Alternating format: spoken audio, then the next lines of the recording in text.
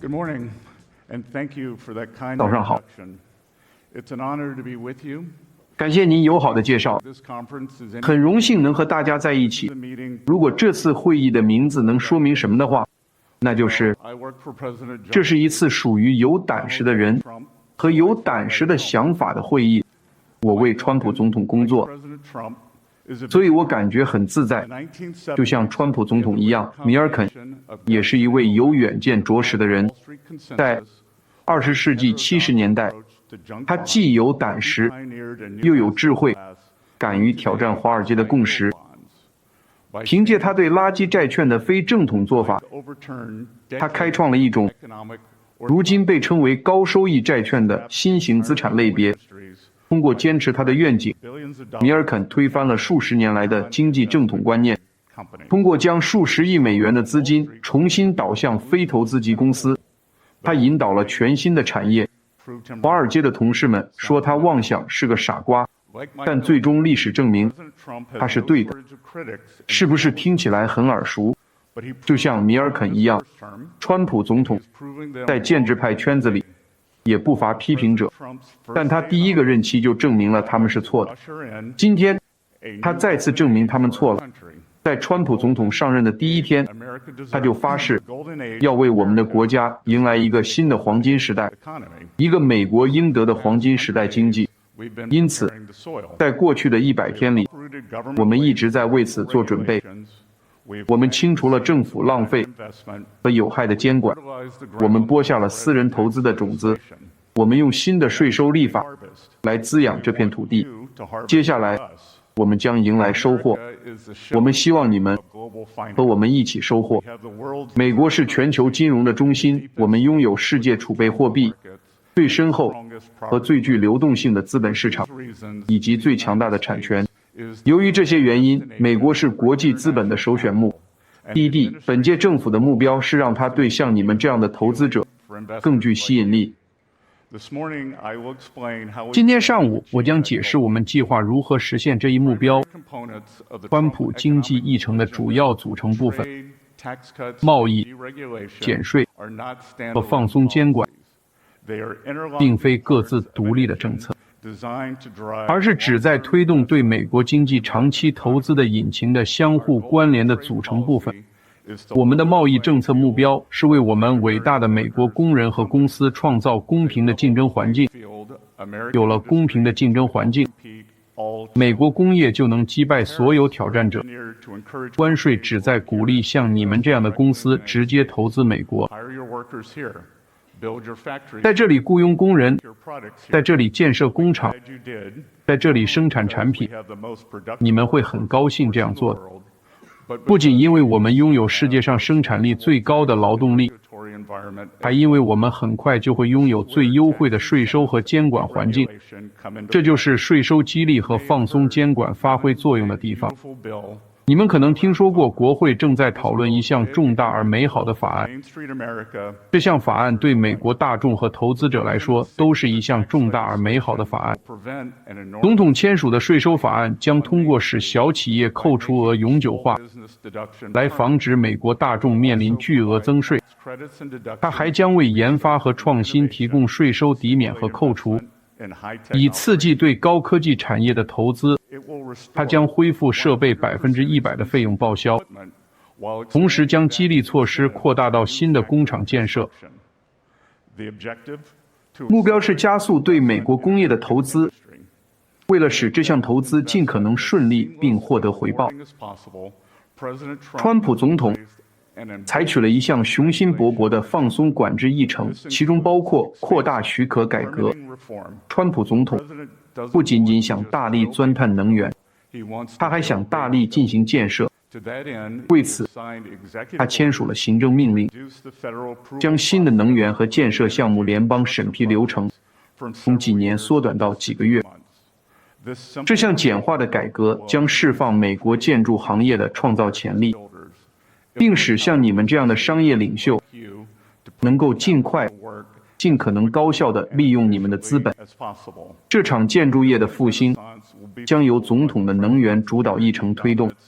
能源是所有经济活动的基础，因此本届政府倡导一种包罗万象的能源发展方式，以降低经商成本。我希望大家现在能更清楚地看到全局。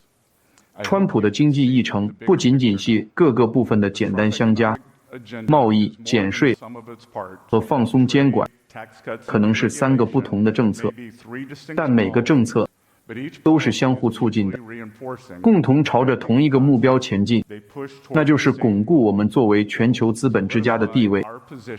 总统经济计划的结果将是更多的工作岗位，更多的住房，更多的增长，更多的工厂，更多的关键制造工厂，更多的半导体，更多的能源，更多的机会，更多的国防，更多的经济安全和更多的创新。简而言之，就是创造更多我们最需要的东西。川普总统相信我们可以一起实现更多，这就是他对未来充满希望的愿景。他希望每个人都能参与其中。成千上万的企业现在都开始理解川普总统的愿景。自从1月份他上任以来，各公司承诺向美国经济投资数万亿美元。川普总统在100天内为我们的国家获得的投资，比拜登总统4年内获得的还要多。企业家们也开始理解总统想要达成的目标。3月份的新企业申请数量达到了有史以来的最高水平之一。许多人和你们一样都明白，美国优先是通往更富足世界的蓝图。最后，我想分享一个想法。在我进入公共服务领域之前，我曾在资产管理行业工作了40多年，在那里有一句格言指导着世界上最成功的投资者之一：永远不要做空美国。巴菲特创造了这句格言，而且这一直是他投资的座右铭：永远不要做空美国。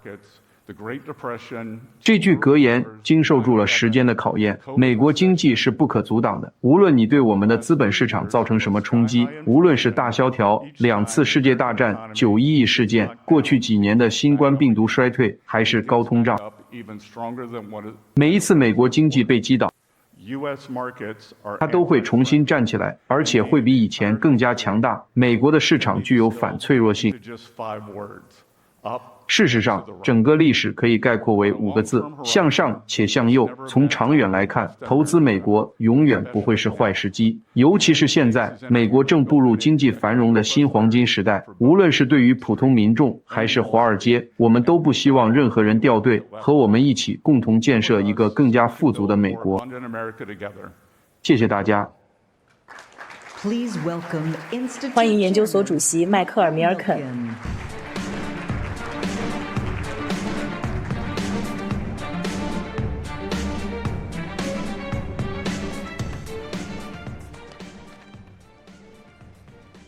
So, as a scholar in college, 作为一所顶尖大学的学者，一位有成就的基金经理、前教授， former professor and distinguished 以及在金融和学术界拥有杰出职业生涯的人， options was unlimited. 你的人生选择是无限的。是什么启发你选择公共服务领域， The field of public service, 加入川普总统的政府，担任一个备受瞩目， very high profile, 而且我想说，一个压力很大的职位。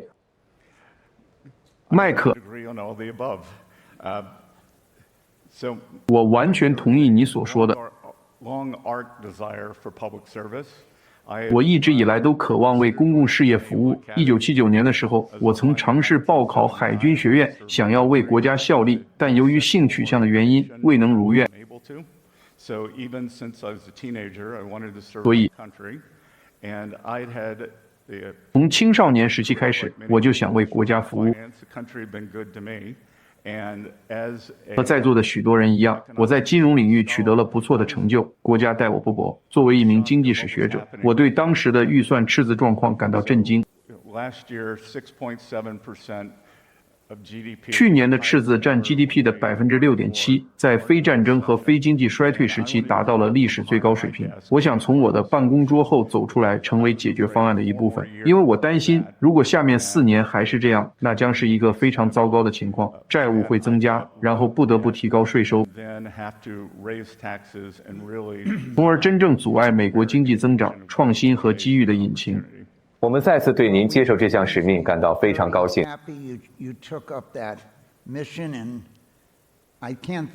而且我认为现在没有比您更适合担任财政部长的了。谢谢。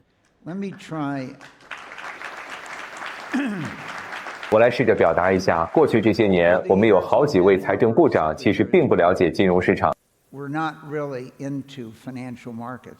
所以你是天时地利人和。但有趣的是，我在思考，你如何在政府希望美国重新工业化的目标和美国经济被孤立的风险之间取得平衡。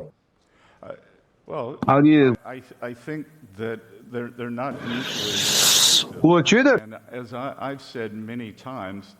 他们不是互相排斥的，而且正如我多次说过的，你知道，很明显，在这个贸易难题中，中国是最大的一块，我们最终会和中国怎么样？我在华盛顿的国际货币基金组织周期间说过，你知道，我们有可能，正如桥水基金的达利欧可能会说的那样，做一个大的漂亮的再平衡。如果我们想要更多的制造业，除了中国领导人之外，所有人都认为他们需要更多的消费。我们实际上可以一起做到这一点。另一方面，获得更好的贸易条件并不总是一帆风顺的，过程也并非总是愉快，但我认为最终贸易关系会更加牢固。我们的安全和价值观联系仍然存在。我回想一下，想到了北约和德国财政支出的例子。我在伦敦住过很长时间，在那里管理索罗斯的办公室。一直以来，无论是法国总统、意大利总理，还是布鲁塞尔、欧盟的人，都试图打开德国的存钱罐。川普总统并非以一种直接的方式，也不是以任何外交方式，让北约国家加强并满足他们的支出要求。我觉得这些数字只是大概的估算，但我认为在2017年他上任时，只有25%的北约国家达到了他们的支出要求。现在我认为只有25%的国家没有达到。据称，德国人首次要进行大规模的财政支出，这将推动欧洲经济增长。那么我们能在贸易上做到同样的事情吗？我认为可以。那我们不如来谈谈一个具体的例子。您最近与乌克兰签署了一项历史性的经济伙伴关系协议。正如您所说，这其中经历了一些波折，您能否向我们介绍一下财政部在其中扮演的角色，以及期望从这项协议中获得什么？然后咱们倒回去说，我很惊讶也很欣慰地看到，上周六我来这儿的时候，不好意思，是上周五我来这儿的时候，华盛顿邮报的头条是在乌克兰和美国签署协议后，俄罗斯现在很紧张，我相信这会在2月份发生。川普总统也相信这会在2月份发生，而且这是川普总统的主意，他喜欢谈判。你们也知道，在座的各位可能也知道，他喜欢为自己创造谈判的筹码，而乌克兰投资伙伴关系，也就是经济伙伴关系，是他的主意。他认为这能实现几个目标。首先，这能为他在与俄罗斯领导人谈判时创造更多筹码。所以他的想法是从乌克兰开始，签署一项表明美国和乌克兰人民之间不存在隔阂的协议。这将向乌克兰人民象征着美国仍然支持他们。他会向已经厌倦并且对更多财政承诺持怀疑态度的美国民众发出一个信号，表明与乌克兰实现共同繁荣是有可能的。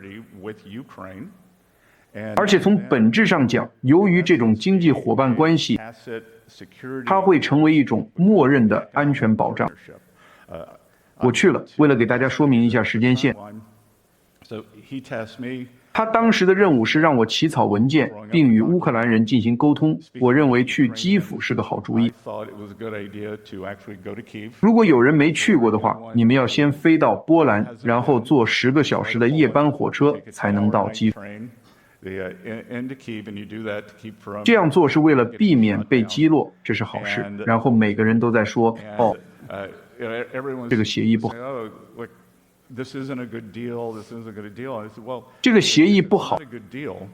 我说，如果这个协议不好，那为什么俄罗斯人要轰炸基辅呢？我是2月10号去的。俄罗斯人从11月以来第一次在凌晨4点轰炸基辅，持续了1个小时，因为他们知道火车会在早上8点到达。所以他们在我在去之前进行轰炸。如果我们是亲俄的，如果这对乌克兰人来说是个糟糕的协议，那为什么俄罗斯人不希望我们签署它呢？然后泽连斯基总统选择当天不签，几天后在慕尼黑安全会议上，他也选择不签，在白宫发生了一点小插曲。你们有些人可能已经看到了。川普总统称之为精彩的电视节目，那天的协议告吹了。我个人认为，麦克，就最终协议而言，我相信在座的各位都看到了，有时候谈崩了，反而能达成更好的协议。2月28日，在椭圆形办公室里谈崩了。那天本来要签的只是一个4页的谅解备忘录。在那次谈崩之后，我们财政部决定努力将这次谈崩转化为一个机会。我指示我的团队直接起草完整的协议。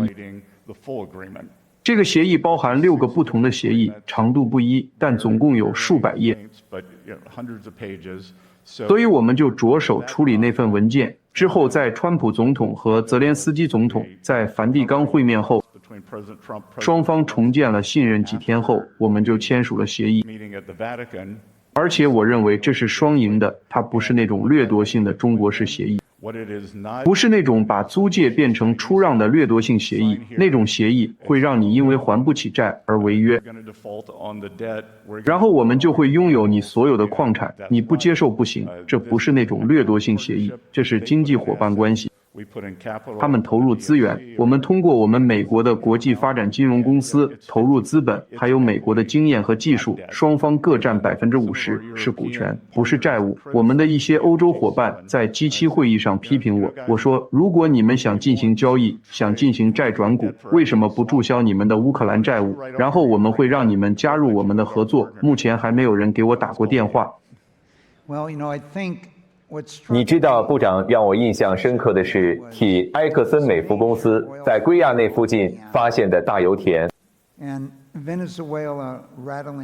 委内瑞拉蠢蠢欲动，派出了几艘军舰。美国问他们：“你们在干什么？”那是埃克森美孚一家美国公司。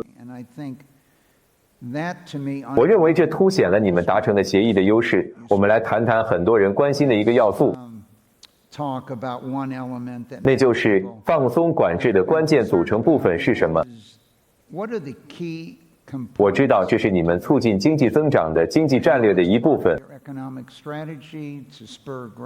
那么在改革方面，有没有哪些具体的法规是你们最先考虑的？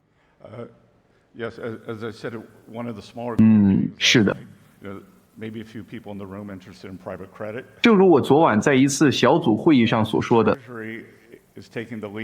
可能在座有一些人对私募信贷感兴趣，财政部正在主导金融业的放松管制。我认为私募信贷是世界上最深厚的资本市场的一个非常棒的补充，但私募信贷的增长告诉我，受监管的银行体系受到了过多的限制。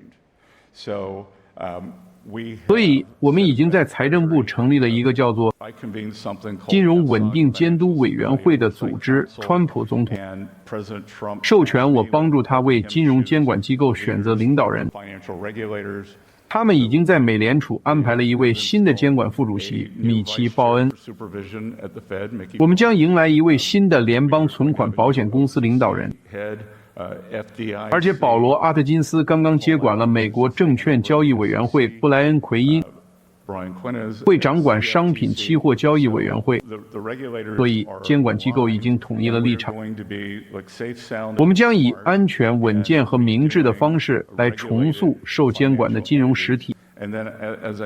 然后正如我在演讲中提到的，能源领域已经有了一个相当成熟的模式，但真正的推动力将来自于所有行业的审批。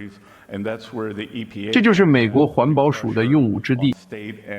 联邦政府将向州和地方政府施压，以加快审批流程。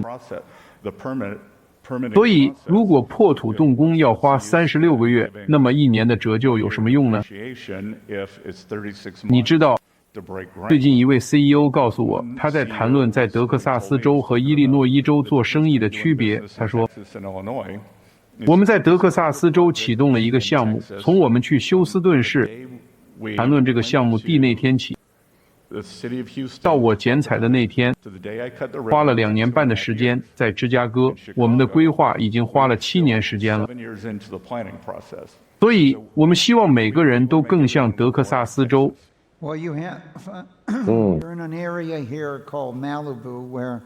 我们现在所处的地方是加州马里布，也许要15年才能在那里建一栋房子，所以我们对这种情况已经习以为常了。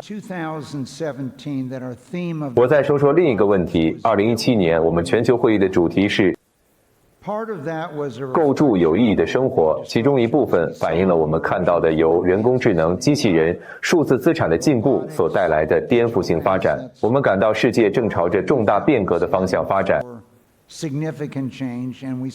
因此我们围绕这个领域安排了几十场会议。8年后，您现在是财政部长，带领国家应对各种变革。请您从宏观角度谈谈您现在如何看待这些问题。我在我的确认听证会上说过，我们必须在人工智能和量子技术领域取胜。如果美国不带头，如果我们不能赢，其他一切都无足轻重。如果我们输了，我认为中国正在赶上。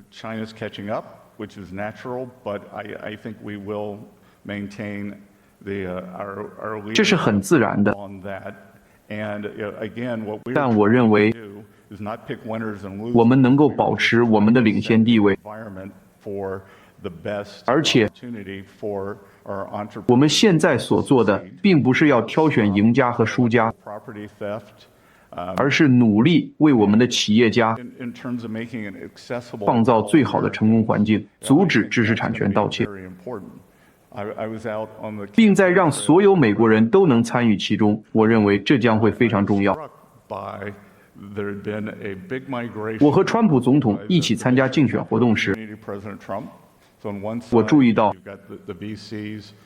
大量的风险投资界人士都转向了川普。所以一方面你有那些风险投资家，那些最具创新精神的人，你有伊隆马斯克，世界上最富有的人。我去参加的总统倒数第2场竞选集会是在匹兹堡举行的，那些钢铁工人也来了，他们穿上工作服，戴上安全帽，还带上了家人。你知道真正的想法是确保创新者能够创新，钢铁工人也能拥有同样的生活质量和机会，这样他们的孩子可以成为硅谷的企业家，或者他们也可以留在匹兹堡，拥有和他们的父辈一样甚至更好的生活。那是一个很好的目标，我们希望从那个角度实现它。利率方面，你经常谈到10年期利率水平的重要性。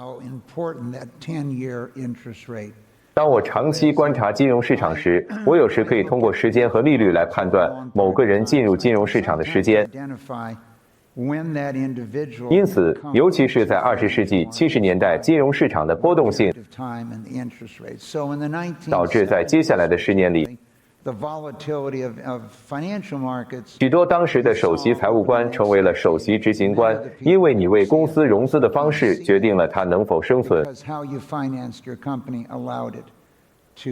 在过去几年里，我们失去了3家主要的独立金融机构，原因是他们购买了2500亿美元的美国政府中期债券，并进行了隔夜拆借。所以，当你关注利率和期限时，正如我向你提到的，我的手机应用软件上有一个应用程序，只要美国政府债券的价格在2小时内变动超过2%，我的手机就会发出警报。所以在上世纪50年代，请别把这事告诉总统。所以在20世纪50年代，如果你是做国债交易的，那简直就像看油漆变干一样，你可能会看到整个10年价格波动幅度不超过2%，而现在我们看到超过2%的波动，在1天之内就发生了不止一次。您如何看待利率水平对我们经济的重要性，以及你想要达成的目标？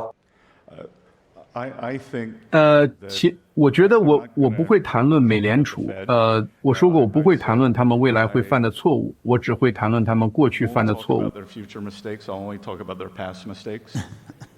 所以我认为重点应该放在期限上。期限包含了很多东西，它包括短期利率、期限溢价。而我们正专注于为稳定利率创造最佳环境。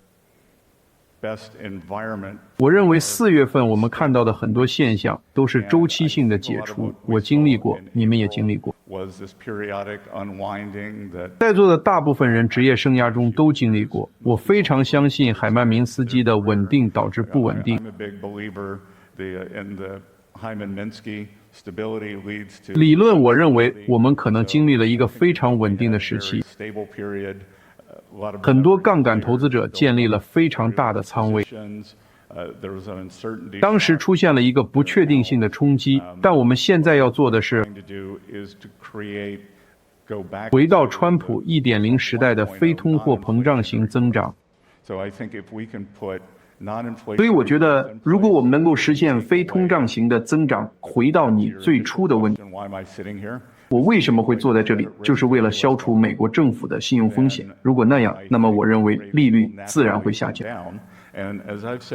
正如我之前所说，如果我们能做到这一点，这里就有一个机会。一方面，我称之为政府的再私有化，或者说是美国经济的再私有化。另一方面，我们希望缓慢降低政府借贷，也许每年减少1%的赤字，这样到川普总统卸任时，我们就能回到长期平均水平，即赤字占 GDP 的3.5%左右。而且你知道分母的增长速度快于分子，债务占 GDP 的比例就会下降。所以我们同时在缩减政府和经济规模，我们正在调整政府支出和政府雇员规模。另一方面，通过金融业的放松管制，我们正在重新激活私营部门。这样一来，从政府部门释放出来的过剩劳动力就可以流向私营部门。还有一件事，我以前从未在华盛顿特区生活过，但有一件事让我印象深刻，那就是在华盛顿特区方圆10英里的范围内，集中了全国经济总量的25%，这比例太高了。传统上，这个比例大约是21%，我们有义务确保这笔钱被明智的使用。所以，便当时我们在决定米尔肯研究所的公共卫生学院的选址，除了行政办公楼离乔治华盛顿大学只有1个街区之外，所有关于医疗的重要决策都在1英里左右的范围内进行。所以，最终的决定是考虑到我们的人才，包括伦戈尔曼和其他人，我们会选择乔治华盛顿大学，因为决策在那里产生。你知道，我们花了12年时间在财政部和美国梦中心的新址对面建造了这座大楼。我们原以为这是一个4年的项目，结果变成了12年。但是我相信你对美国梦的理想充满热情。我们一直在向全球100多个国家的1万多名个人，包括居住在这些国家的人和来到这里的人，发出询问他们如何理解美国梦这个词。这对他们来说意味着什么？你们要保护我们这么多人的美国梦。这对你们来说又意味着什么？